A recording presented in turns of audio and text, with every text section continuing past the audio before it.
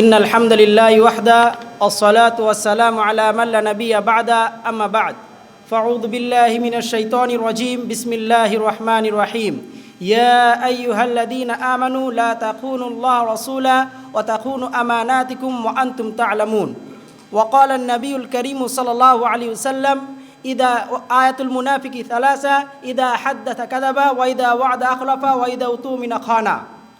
শ্রদ্ধেয় সম্মানীয় আজকের সবার সভাপতি মহাশয়, বিচারক মণ্ডলী, অতিথিবৃন্দ, অত্র মাদ্রাসা শিক্ষক মহাশয় ও ছাত্রবৃন্দ, আমি আপনাদের সামনে যে বিষয়টিকে নিয়ে উপস্থিত হয়েছি সেই বিষয়টির নাম হচ্ছে আমানত রক্ষার গুরুত্ব। সুপ্রিয় শ্রোতা মণ্ডলী, আমানত একটি ব্যাপক অর্থবোধক শব্দ, যার মধ্যে আর্থিক আমানত, কথার আমানত, গোপনীয়তা রক্ষার আমানত, ইজ্জতের আমানত, দায়িত্বের আমানত, জনগণের আমানত ইত্যাদি, যা সহজভাবে বহনযোগ্য নয়, যা বহন করতে বাহকের গাড় বেঁকে যায়, কোমর টেরা হয়ে যায়, পা পিছলে যায়। আর যে ব্যক্তি সেটি বহন করতে সক্ষম হয় সেই মক্ষম মর্যাদা লাভ করে। সৃষ্টির সূচনায় মহান আল্লাহ তাআলা তার দিনের আমানত সুপর্দ করার জন্য আসমান, জমিন, পাহাড় ও মানুষের নিকট প্রস্তাব করেছিলেন। তখনকার সেই অবস্থা বর্ণনা করে মহান আল্লাহ তাআলা সূরা আহজাব আয়াত নম্বর ৭২ এর মধ্যে বলছেন, ইন্না আরাদনাল আমানাতা আলা সামাওয়াতি ওয়াল আরদি ওয়াল জিবালি ফাআবাইনা ইয়াহমিলনাহা ওয়া আশফাকনা মিনহা ওয়া হামালাল ইনসান ইন্নাহু কানা জালুমান জাহুলা। জমহুরবিদগণ বলেন, আল আমানাতু তাউমু জামিআ ওয়াদাইফিদ দ্বীন। আমানত বলে দিনের সমস্ত রকম দায়িত্বকে বোঝানো হয়েছে। ভাই সকল, সেই মানুষ জালেম ও অতিশয় অজ্ঞ যে আমানতের খেয়ানত করে, বোঝা বহনের দায়িত্ব নিয়ে তাতে গোরামশি করে ও ফাঁকি দেয়। আমানত আদায়ের গুরুত্ব আরোপ করে মহান আল্লাহ তাআলা বলেন, ইন্নাল্লাহা ইয়া'মুরুকুম, মহান আল্লাহ তাআলা তোমাদের নির্দেশ দিচ্ছেন যে আনতুআদ্দুল আমানাতি ইলা আহলিহা, আমানত তার মালিককে প্রত্যর্পণ করবে। আর মহানবী মুহাম্মদ রাসূলুল্লাহ সাল্লাল্লাহু আলাইহি সাল্লাম বলেছেন, আদ্দিল আমানাতা ইলা মান ইতামানাকা, যে তোমার কাছে আমানত রেখেছে তার আমানত তাকে ফেরত দাও। ওয়ালা তাকুন মান খানাকা, আর যে তোমার খেয়ানত করেছে তার খেয়ানত করো না। মহানবী সাল্লাল্লাহু আলাইহি সাল্লাম আরও বলেছেন, যদি তোমার মধ্যে যদি 4টি বিষয় থাকে তাহলে এই দুনিয়ায় তুমি কি ছেড়ে গেলে সেটা দেখার বিষয় থাকবে না। নাম্বার 1 হিফজু আমানা, আমানত রক্ষা করা। নাম্বার 2 সিদকু হাদিস, সত্য কথা বলা। নাম্বার 3 হুসনু খলিক, সুন্দর চরিত্র করা। নাম্বার 4 ইফফাতুন ফি তুমা, হালাল খাদ্য খাওয়া।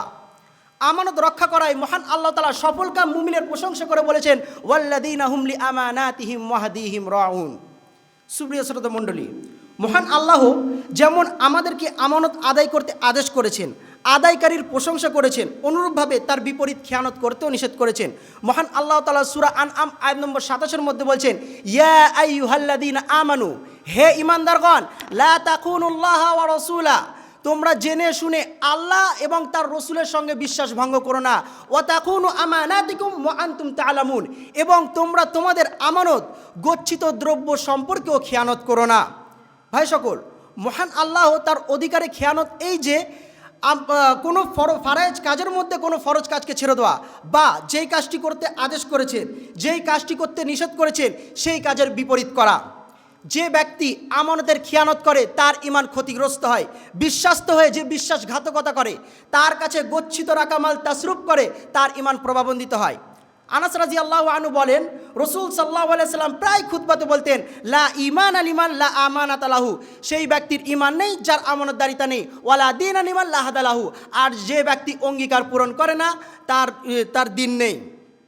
মহানবী সাল্লাল্লাহু আলাইহি সাল্লাম আরও বলছেন, ইউতবাউল মুমিনি আলাল খিলালি কুল্লুহা, মুমিন সকল প্রকার স্বভাবের উপর সৃষ্টি হতে পারে, ইল্লাল খিয়ানা ওয়াল কাযিব, খিয়ানত ও মিথ্যা ব্যতীত। মুসা আলাইহিস সালামের আমানতদারিতার সাক্ষ্য দিয়ে শোয়েব আলাইহিস সালামের 2 কন্যার একজন বলেছিল, আব্বাজান, এনাকে আপনি কর্মচারী হিসাবে রেখে দিন, কেননা আপনার কর্মসহায়ক হিসাবে সেই বিশ্বস্ত, সেই শক্তিশালী যে বিশ্বস্ত ও আমানতদারি। ভাই সকল, আমাদেরকে আমানত এটা এমন একটি জিনিস যা সঠিকভাবে বহন করতে হবে। আমানত শুধু আমানত নয়, বরং আমানত হচ্ছে সব কিছুর আমানত। আমরা যে এই ইবাদত করছি, এই ইবাদতটা হচ্ছে একটা আল্লাহর আমানত। এটি যদি আমরা ভালোভাবে আদায় করতে না পারি তাহলে এটি আমাদের খেয়ানত হবে। আর আসলেই আমানত রক্ষা করে মানুষ বড় হতে পারে। পৃথিবীতে বহু মানুষ আছে যারা আমানত রক্ষা করে এক পদ থেকে উচ্চ পদে অধিষ্ঠিত হয়, আর খেয়ানত করে ধরা পড়লে অপদস্থ ও লাঞ্ছিত হয়। শুধু এই অপদস্থ ও লাঞ্ছিত এই দুনিয়ার ক্ষেত্রে নয়, বরং আখেরাতের ক্ষেত্রে হতে হবে। কারণ মহান আল্লাহ তাআলা বলছেন, ওয়ামাই ইয়ুগলিল ইয়াতি বিমা গাল্লা ইয়াউমাল কিয়ামা, যারা খেয়ানত করবে কিয়ামতের দিন উপস্থিত হবে তা নিয়ে যা সে খেয়ানত করেছিল। সুম্মা তুওয়াফা কুল্লু নাফসিম মা কাসাবাত, অতঃপর প্রত্যেককে তার কৃতকর্ম অনুযায়ী পুরোপুরি ফলাফল দেওয়া হবে। ওয়াহুম লা ইউযলামুন, এবং তারা কেউ অপদস্থ হবে না। ভাই সকল, আমরা যে এই আমানতের খেয়ানত করছি, এই আমানতের খেয়ানত করাটা হচ্ছে একটি মুনাফিকের আলামত। কারণ মহানবী সাল্লাল্লাহু আলাইহি সাল্লাম বলছেন মুনাফিকের আলামত হচ্ছে তিনটি, অন্য অন্য জায়গায় চারটি বর্ণনা হয়েছে, যেই তিনটি বর্ণনা করা হয়েছে সেটা হচ্ছে ইদা হাদ্দাথা কাযাবা, সে যখন কথা বলবে তখন মিথ্যা কথা বলবে। ওয়াইদা ওয়াদা আখলাফা, যখন সে ওয়াদা করবে তখন সেই ওয়াদার খেলাফ করবে। ওয়াইদা তুমিনা খানা, আর যখন তার কাছে কোনো আমানত রাখা হবে তখন তার খেয়ানত করবে। অতএব আমাদের সকলের উচিত আমাদের প্রত্যেকের উপর প্রতিটি দায়িত্ব ও আমানত যথাসম্ভব সততা ও বিশ্বস্ততার সাথে পালন করা।